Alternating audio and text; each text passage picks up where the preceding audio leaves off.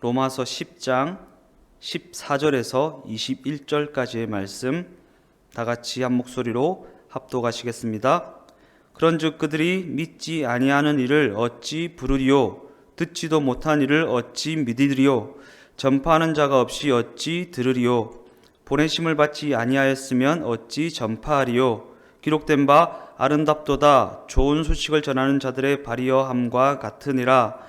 그러나 그들이 다 복음을 순종하지 아니하였도다. 이사야가 이르되 주여 우리가 전한 것을 누가 믿었나이까 하였으니 그러므로 믿음은 들음에서 나며 들음은 그리스도의 말씀으로 말미암았느니라.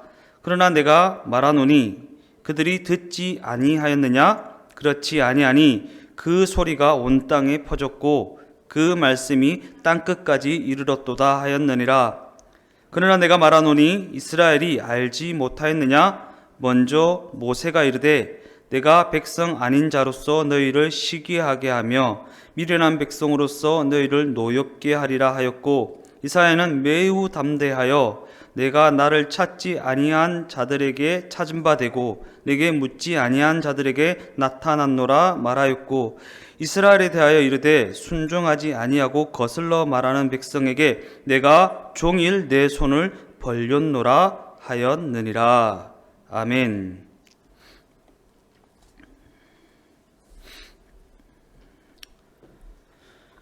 오늘 저는 읽으신 본문의 말씀을 가지고 순종이 곧 믿음입니다.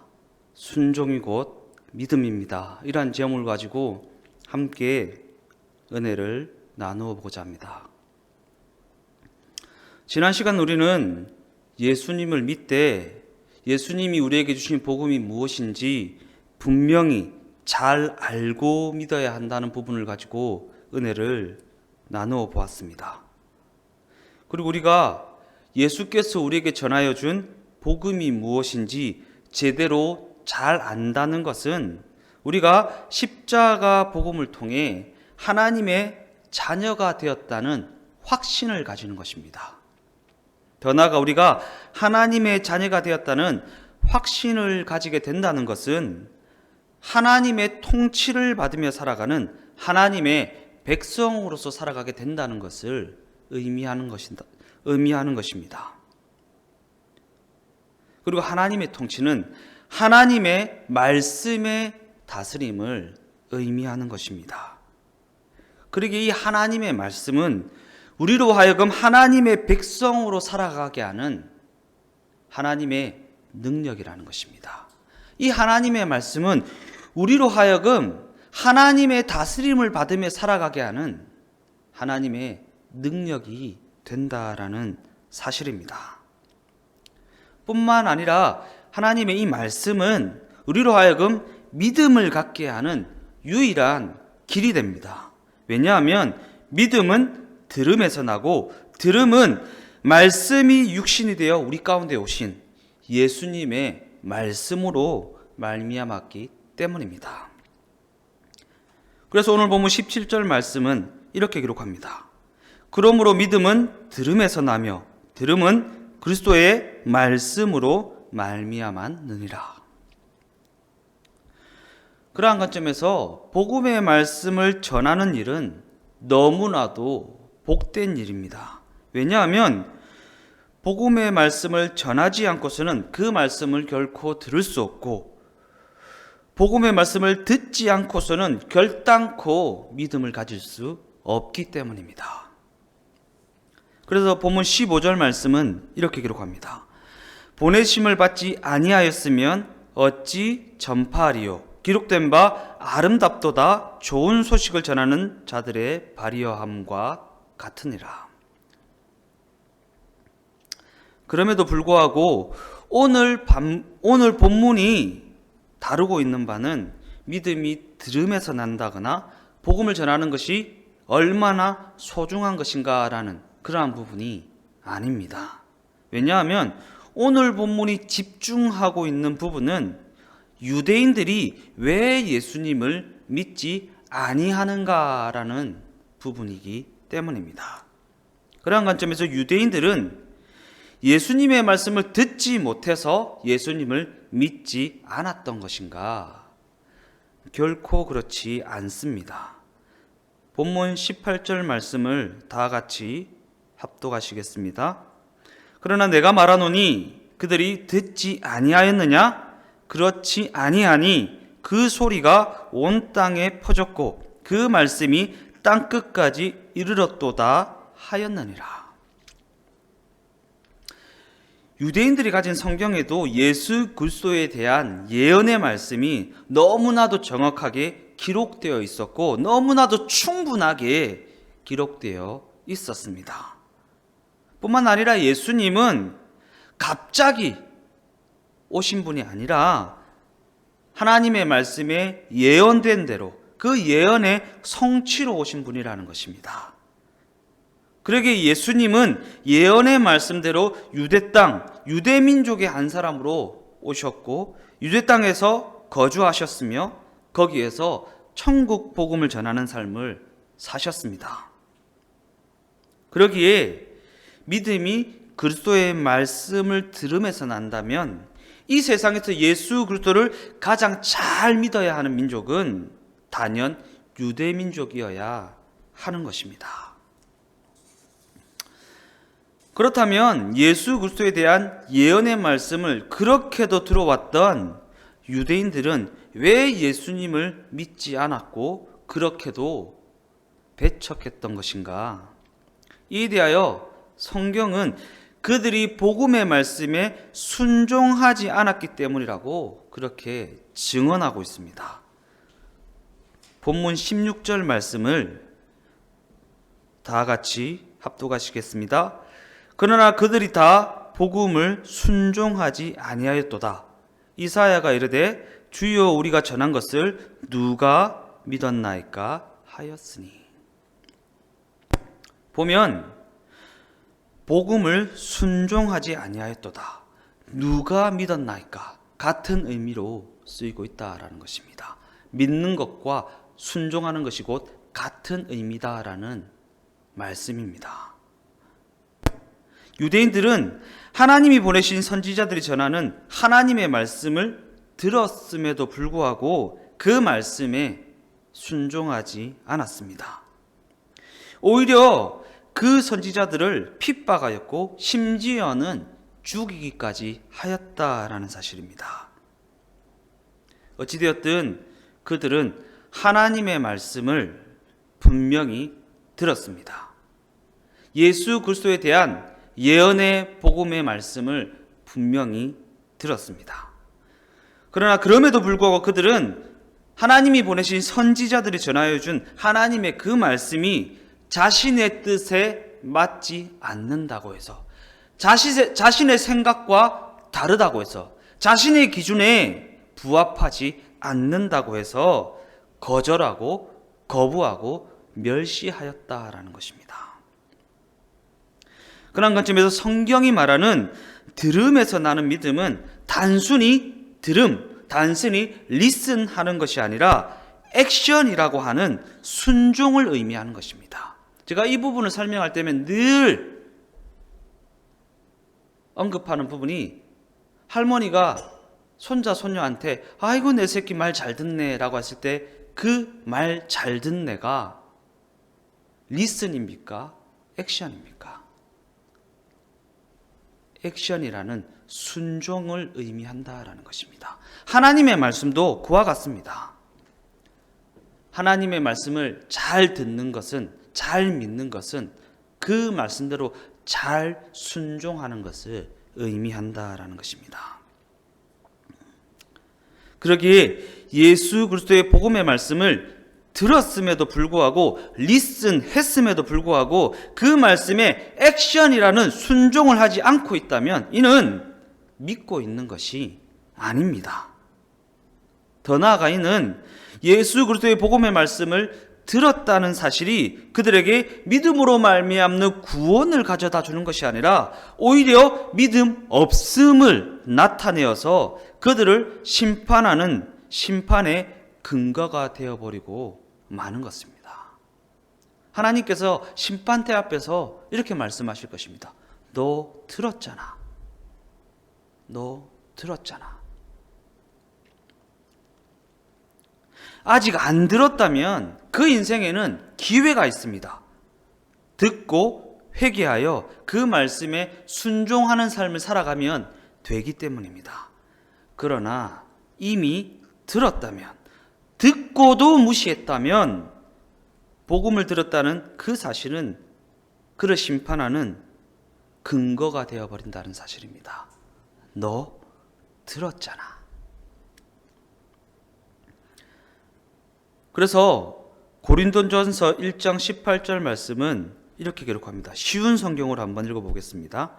십자가에 관한 말씀이 멸망할 사람들에게는 어리석은 것에 불과하지만 구원받은 우리에게는 하나님의 능력입니다.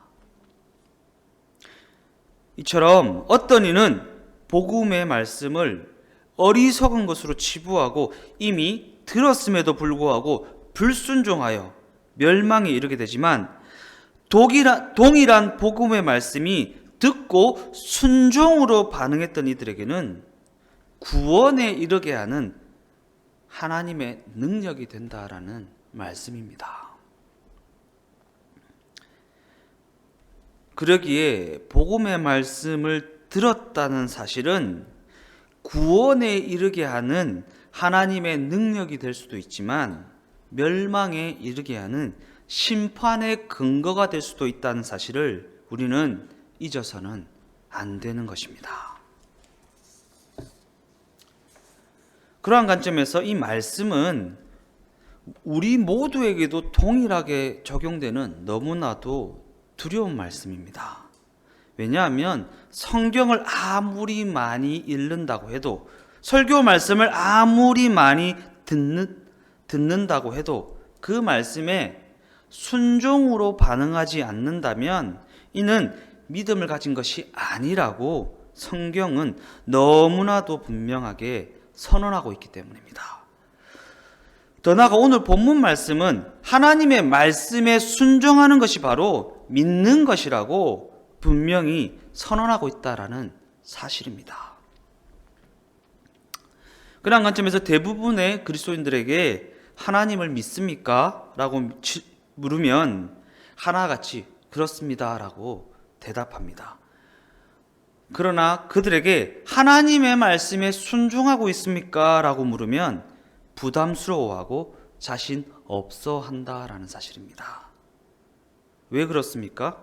이는 두 가지 오해 때문에 나타나는 잘못된 현상입니다. 첫 번째 오해는 많은 이들이 이 순종이라는 개념을 복종이라는 개념으로 오해하고 있기 때문입니다. 이 순종과 복종의 사전적 의미를 살펴보면 순종은 다른 사람, 특히 윗사람의 말이나 의견 따위에 순순히 따름, 복종은 남의 명령이나 의사 또는 규칙 따위에 조금 더 어긋남 없이 그대로 따름. 그런데 성경이 말하는 순종은 복종이 아니라 말 그대로 순종입니다. 그러기에 순종은 순순히 되어지는 것이지 억지로 따라가는 복종이 아니라는 사실입니다. 순순히 따라지지 않는다면 그것은 더 이상 순종이 아니라는 것입니다. 그러기에 많은 그리스도인들이 하나님의 말씀에 순종하고 있습니까? 라는 질문을 부담스러워하는 것은 그들이 순종의 개념을 복종의 개념으로 잘못 이해하고 있기 때문에 나타나는 그러한 현상이라는 것입니다.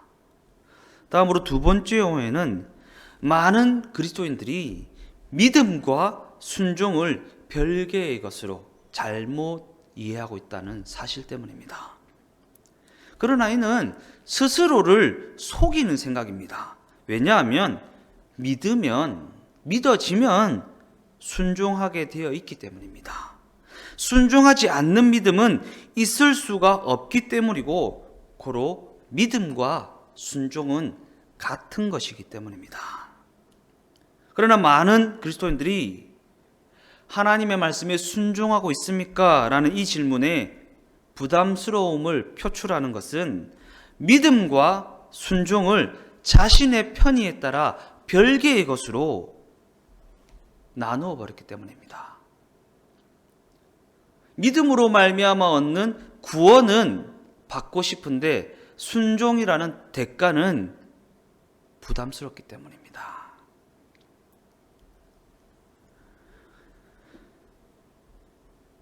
그러나 순종과 믿음은 동전의 양면입니다. 이 동전을 취하기 위해서는 순종과 믿음을 동시에 취해야 하는 것이지, 순종은 취하지 않고 믿음은 취한다, 이거는 말이 되지 않는다라는 것입니다.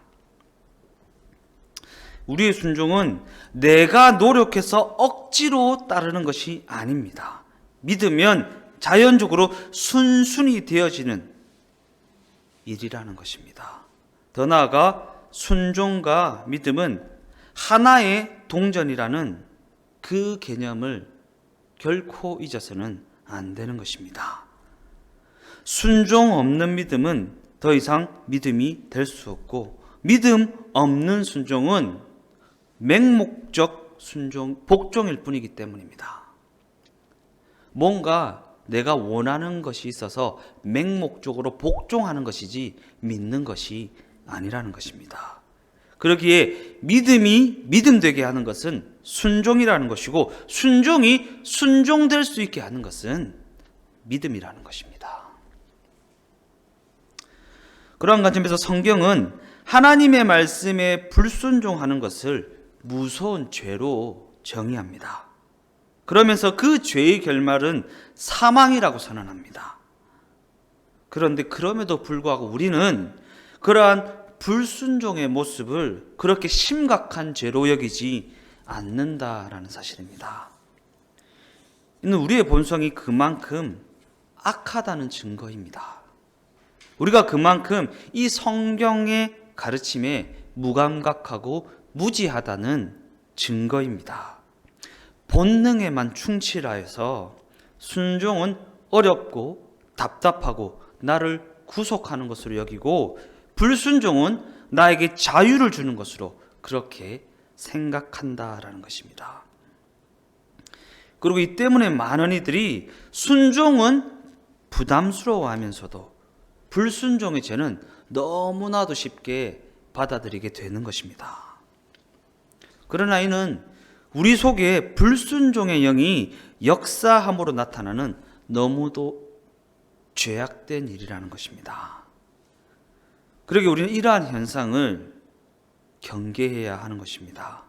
왜냐하면 이는 우리를 속이고 죽이고 멸망시키려는 악한 영에게 속임을 당해 멸망을 향해 가고 있는 것이기 때문입니다.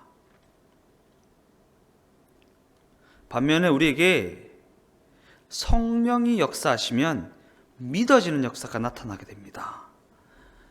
성령이 역사하시면 순종되어지는 역사가 우리 삶 가운데 나타나게 되어 있다라는 사실입니다. 더 나아가 우리에게 성령이 역사하시면, 예수의 영이 역사하면 순종을 기뻐하게 되고 불순종을 두려워하게 되는 그러한 인생이 되어지는 것입니다. 그러기에 우리가 무엇을 기뻐하고 있고 무엇을 부담스러워하고 있는지를 보면 우리 속에 역사하는 영이 어떠한 영인지 분별할 수가 있는 것입니다. 그러한 관점에서 예수님을 믿는다는 것은 하나님의 말씀이 육신되어 우리에게 오신 예수의 영의 다스림을 받는다는 것을 의미합니다. 왜냐하면 예수님을 믿는다는 것은 그의 다스림을 받으며 그와 동행하는 것이기 때문이고, 그 말씀에 순종하며 그 인도하심을 따라가는 동행의 삶을 의미하는 것이기 때문입니다. 예수 믿는 것은 추상적인 것이 아닙니다. 예수님과 삶을 같이 살아가는 것입니다. 예수님의 말씀을 듣고 그 말씀에 순종으로 반응하며 그 인도하심을 따라 그의 다스림을 받으며 살아가는 것, 이것이 바로 예수를 믿는다는 의미이기 때문입니다. 그러기에 예수님을 믿는다고 하는 자들의 삶에는 반드시 순종이 전제됩니다. 순종 없는 믿음은 있을 수가 없기 때문입니다. 예수님의 말씀에 순종으로 반응하지 않으면 예수님과 동행할 수가 없기 때문입니다. 오늘 본문이 언급하는 유대인들은 하나님의 말씀을 직접 받았고 그 말씀을 가진 자들이었습니다. 그러나 그럼에도 불구하고 그들이 가진 하나님의 말씀을 그저 죽은 문자에 불과한 것으로 만들어버렸습니다. 왜 그렇습니까? 그들에게는 하나님의 말씀이 살아 역사하게 하는 순종이 전제되어 있지 않았기 때문입니다. 그러한 관점을 가지고 마태복음 14장 15절에서 16절 말씀을 다 같이 한번 읽어보겠습니다. 저녁이 되매 제자들이 나와 이르되 이곳은 빈 들이요 때도 이미 저물었으니 무리를 보내어 마을에 들어가 먹을 것을 사 먹게 하소서. 예수께서 이르시되 갈 것 없다. 너희가 먹을 것을 주라. 이 말씀의 상황은 오병이어의 기적이 있기 바로 직전의 상황입니다. 예수님의 제자들은 굶주린 무리를 보고 그들을 마을로 보내어 먹을 것을 사 먹게 하자라고 예수님께 간청합니다. 그런데 예수님께서는 당신의 제자들에게 갈 것 없다. 너희가 먹을 것을 주라라고 당황스러운 명령을 내리셨다라는 것입니다. 그러나 그러한 당황스러운 명령에도 불구하고 예수님의 제자들이 예수님을 믿었다면 그들의 반응은 순종이어야 했습니다. 왜냐하면 예수님의 그 말씀은 사람의 말이 아니라 창조주 하나님이 육신의 옷을 입고 오신 예수님의 말씀이었기 때문입니다. 빛이 있으라 하면 있었고 밤과 낮으로 나뉘라 하면 나뉘는, 죽은 자에게 일어나라 하면 살아나고 안진뱅이에게 일어나라 하면 일어나 걷게 되는 하나님의 말씀이었기 때문입니다. 만약 그들이 예수님의 그 말씀에 눈에 보이고 귀에 들고 손에 잡히는 상황과 환경과 여건에도 불구하고 순종으로 반응했다면 이 오병이어의 기적은 성경에 또 다른 이름으로 기록되어지지 않았겠습니까? 그 물고기 2마리 이런 이름이 아니라 제자들의 기적 이런 식으로 기록되지 않았겠습니까? 그러나 이 말씀이 오병이어의 기적으로 기록된 것은 제자들이 예수님의 말씀에 순종으로 반응하지 못했기 때문이라는 것입니다. 그러한 관점을 가지고 로마서 10장 19절에서 21절 말씀을 다 같이 읽어보겠습니다.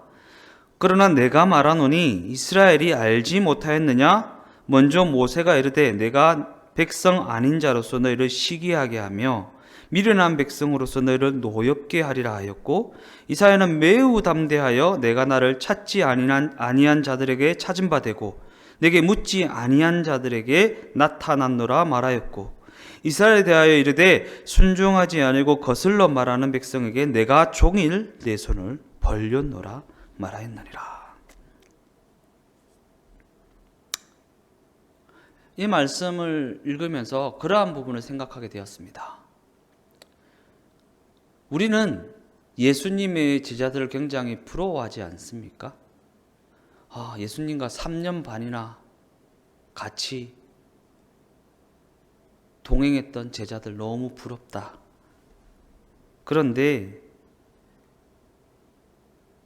그들에게 하나님은 이스라엘에 대하여 이르되 순종하지 아니고 거슬러 말하는 백성에게 내가 종일 내 손을 벌렸노라 하면서 책망하십니다. 순종으로 반응하신 그들에게 팔을 벌리고 있었음에도 불구하고 그들이 믿지 아니하였다라는 것입니다. 그러나 백성 아닌 자로서 너희를 시기하게 하며 미련한 백성으로서 너희를 노엽게 하리라 하였고 이사야는 매우 담대하여 내가 나를 찾지 아니한 자들에게 찾은 바 되고 내게 묻지 아니한 자들에게 나타났노라 말하였고 하나님이 우리에게 베푸신 은혜가 이러한 은혜라는 것입니다.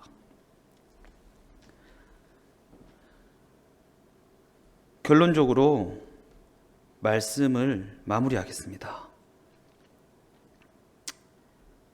성경은 하나님께서 우리가 위대한 결과를 내는 것보다 우리가 하나님의 말씀에 순종하는 것을 더욱 기뻐하신다고 말합니다. 우리가 성공하고 높아지고 부유해져서 하나님께 이 세상에서 말하는 높은 것, 많은 것, 부유한 것을 드리는 것보다 순간순간의 삶 가운데 하나님의 말씀을 듣고 들은 그 말씀에 순종으로 반응하는 것을 더욱 기뻐하신다라는 것입니다. 그러나 때때로 우리는 이 시대의 흐름에 반응하여서 잠깐 불순종하게 된다 할지라도 위대한 결과를 내게 되면 하나님이 그것을 기뻐하실 것이라고 잘못된 생각을 가지게 된다라는 것입니다.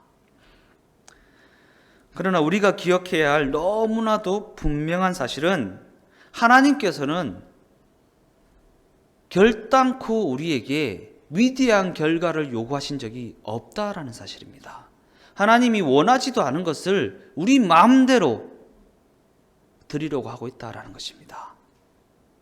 하나님께서는 우리에게 우리가 원하는 위대한 결과를 요구하신 적이 없다라는 것입니다. 그 위대한 결과는 내가 원하는 것이지 하나님이 원하시는 것이 아니라는 것입니다. 그래서 우리는 예수님께 순종하면 우리에게 큰 성공을 주시지 않을까라고 하는 잘못된 생각을 가지는 경우도 많이 있습니다.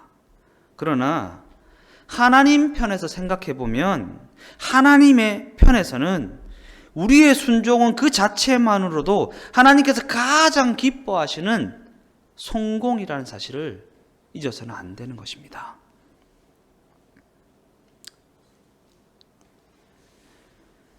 그러기에 우리가 예수님을 믿음으로 말미암아 하나님과 인격적인 관계를 맺게 되면 우리의 삶은 순종의 삶이 되어질 수밖에 없습니다. 왜냐하면 하나님과 인격적인 관계를 맺게 되면 이 순종이야말로 하나님이 가장 기뻐하시는 가장 큰 성공이 된다는 것을 알게 되기 때문입니다. 그러한 관점을 가지고 사무엘상 15장 22절 말씀을 읽으면서 오늘 말씀을 마무리하겠습니다. 사무엘이 이르되 여호와께서 번제와 다른 제사를 그의 목소리를 청종하는 것을 좋아하심같이 좋아하시겠나이까. 순종이 제사보다 낫고 듣는 것이 수양의 기름보다 나으니. 이 말씀은 현대인의 성경으로도 한번 읽어보겠습니다. 여호와께서 번제와 그 밖에 제사 드리는 것을 순종하는 것보다 더 좋아하시겠소. 순종하는 것이 제사보다 낫고 여호와의 말씀을 듣는 것이 수양의 기름보다 더 나은 것이요. 우리가 하나님이 무엇을 기뻐하시는지 알아야 합니다. 하나님이 무엇을 기뻐하시는지 안다는 것은 하나님과 인격적인 관계가 맺어졌다는 것입니다. 그리고 하나님과 인격적인 관계가 맺어졌다는 것은 예수 그리스도를 믿고 있다라는 의미입니다. 다시 한번 말씀드리지만 순종하는 것이 곧 믿는 것입니다. 믿음은 순종이 순종되게 하고 순종은 믿음이 믿음되게 합니다. 우리가 믿음으로 말미암아 구원에 이르게 된다라는 구원의 확신이 있다면 그 인생에는 순종이라는 동전의 양면을 같이 취한 인생이 되어져야 한다라는 것입니다. 그리고 더욱 중요한 사실은 하나님께서 순종이 제사보다 낫고 듣는 것이 순양의 기름보다 낫다라고 말씀하고 계시다라는 사실입니다. 믿음과 순종이라는 동전을 취하여서 구원받아 하나님의 다스림을 받으며 살아가는 하나님의 백성으로서의 인생이 우리 모두 인생이 다 되어질 수 있기를 주님의 이름으로 축원드립니다. 기도하겠습니다. 하나님, 우리는 믿음으로 말미암아 주어지는 구원은 그렇게 반갑게 맞이하면서도 하나님의 말씀의 다스림을 받으며 살아가는 순종의 삶은 부담스러워하였습니다. 그러나 이는 우리가 가진 믿음이 더 이상 믿음이 아니라는 것을 의미하는 것이고, 믿음이 더 이상 믿음이 아니라는 것은 우리가 하나님의 백성이 아직 되지 못했다는 것을 의미하는 것입니다. 하나님, 믿음이 믿음되게 하는 것은 순종이고, 순종이 순종될 수 있는 것은 바로 믿음이라는 사실을 깨닫게 하시니 감사를 드립니다. 우리의 삶이 믿음으로 말미암아 하나님의 자녀가 되어서 하나님의 다스림을 받으며 살아가는 하나님의 백성이 되어서 하나님께서 무엇을 기뻐하시는지 알게 되는 인격적인 관계 속에서 하나님이 기뻐하시는 순종의 제사를 드릴 수 있는 삶의 예배자 다 되게 하여 주시옵소서. 모든 것 주께 감사를 드리오며 예수님의 이름으로 기도드리옵나이다. 아멘.